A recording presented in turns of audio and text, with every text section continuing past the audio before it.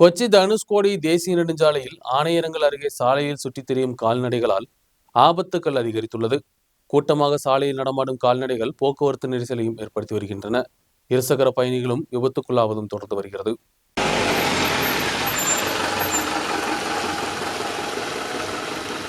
தினந்தோறும் ஆயிரக்கணக்கான சுற்றுலா பயணிகளின் வாகனங்களும் பேருந்துகளும் சரக்கு வாகனங்களும் கடந்து செல்லும் கொச்சி தனுஷ்கோடி தேசிய நெடுஞ்சாலையில் ஆணையரங்கள் அருகில்தான் ஏராளமான கால்நடைகள் சுற்றித் திரிகின்றன. உணவு தேடி சுற்றித் திரியும் கால்நடைகள் கூட்டமாக சாலையில் இறங்குவது பிரச்சனைகளுக்கு காரணம். வாகனங்களின் ஹார்ன் அடித்தால் கூட இவைகள் சாலையில் இருந்து மாறாத நிலை உள்ளது.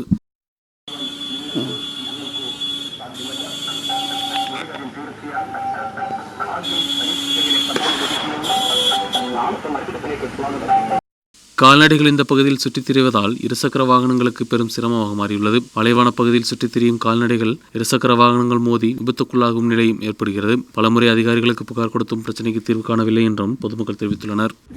காலத்தும் വൈകിട്ടും വണ്ടി വാഹനങ്ങൾക്ക് യാത്രക്കാർക്കും വളരെ ബുദ്ധിമുട്ടാണ്. ഈ മാട് റോഡിൽ നടക്കുന്ന ജഗം തീരാൻ മാറില്ല. പല പ്രാവശ്യം വണ്ടി ഇടിച്ച് വണ്ടിക്ക് അപകടം മാടും ചത്തിട്ടുണ്ട്. ഇത് പഞ്ചായത്തിന്റെ അധികാരികളോ എണ്ണത്തിന്റെ അധികാരികളോ ഇത് ഒരു കാരണവശാലും ഇത് ശ്രദ്ധിക്കുന്നുമില്ല, ഒന്നുമില്ല. അപകടം വന്നു കഴിയുമ്പോഴേ പോലീസുകാരും നാട്ടുകാരും എല്ലാവരും ഓടിക്കൂടുകയുള്ളൂ. പിന്നെ അർഹതപ്പെട്ട വേണ്ട രീതിയിൽ നിയമ നടപടികൾ പഞ്ചായത്തും എണ്ണത്തിന്റെ ആൾക്കാരും നടപടി എടുത്തേ പറ്റുള്ളൂ.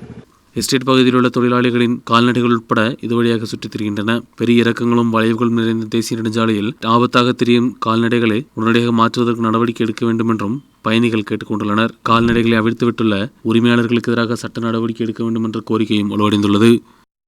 நியூஸ் பியூரோ, ராஜகுமாரி.